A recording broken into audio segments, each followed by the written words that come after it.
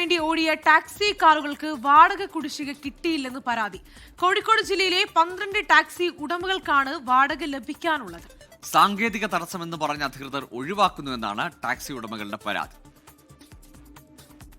ഭൂമി തരമാറ്റം ഉൾപ്പെടെയുള്ള ജോലികൾക്കായി വില്ലേജ് ഓഫീസുകളിൽ ഉപയോഗിച്ച ടാക്സി കാറിന്റെ വാടക കുടിശ്ശികയാണ് കൊടുത്തു തീർക്കാനുള്ളത്. 2025 മാർച്ച് മുതൽ 2026 ഫെബ്രുവരി വരെയുള്ള കരാറിൽ 6 മാസത്തെ വാടകയാണ് കുടിശ്ശികയുള്ളത്. കോഴിക്കോട് ജില്ലയിൽ 12 കാർ ഉടമകൾക്കാണ് പണം ലഭിക്കാനുള്ളത്. വാടക കുടിശ്ശികയായതോടെ വലിയ പ്രതിസന്ധിയിലാണിവർ.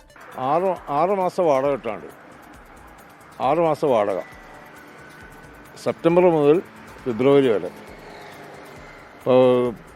അന്ന് കിട്ടും നാളെ കിട്ടും വിചാരിച്ച് ഇങ്ങനെ നിൽക്കുകയാണ്. ഫയല് സെക്രട്ടറിയിലാണ്.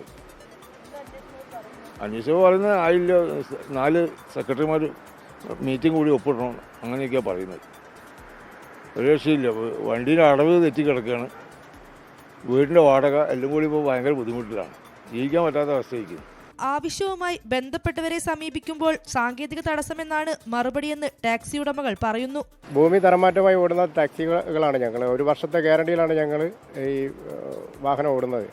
ഇപ്പോൾ 6 മാസം കഴിഞ്ഞ 2025 മുതൽ 6 മാസത്തെ വാഹന വാടക കുടിശ്ശികയാണ് ഞങ്ങൾക്ക് കിട്ടാനുള്ളത്. അപ്പോൾ ഇതുമായിട്ട് ബന്ധപ്പെട്ട് ഞങ്ങൾ തൊഴിലാളികളെ സംബന്ധിച്ച് വളരെ ബുദ്ധിമുട്ടിലാണ് ഞങ്ങൾ കാര്യങ്ങൾ. അതായത് ഹൗസിംഗ് ലോണുള്ള ആളുകളുണ്ട്, വണ്ടി ലോണ് വാഹന വായ്പ എടുത്തിട്ട് അടയ്ക്കാൻ പറ്റാത്ത അവസ്ഥയിലാണ്.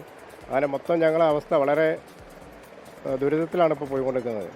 1 വർഷത്തെ കരാറടിസ്ഥാനത്തിലെടുക്കുന്ന ടാക്സികൾക്ക് 1 മാസം 35,000 രൂപയാണ് വാടക. വാടക കുടിശ്ശിക എത്രയും വേഗം കിട്ടിയില്ലെങ്കിൽ പ്രതിഷേധത്തിലേക്ക് കടക്കാനാണ് ഇവരുടെ തീരുമാനം. 24 കോഴിക്കോട്.